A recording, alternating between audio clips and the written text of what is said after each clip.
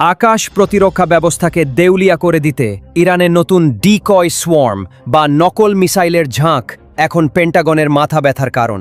চলমান যুদ্ধের উত্তেজনার মাঝে ইরানের খাইবার মিসাইলের এই সক্ষমতা এখন পশ্চিমা দেশগুলোর জন্য এক নতুন নিরাপত্তা ঝুঁকি তৈরি করেছে।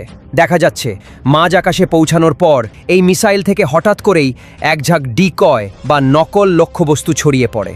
ভয়ের ব্যাপার হলো এগুলো রাডার সিগন্যালে হুবহু আসল ওয়ারহেডের মতোই দেখায়, ফলে প্যাট্রিয়ট কিংবা থার্ডের মতো সিস্টেমগুলো চরম বিভ্রান্তিতে পড়ে যায় যে ঠিক কোনটি আসল আর কোনটি নকল।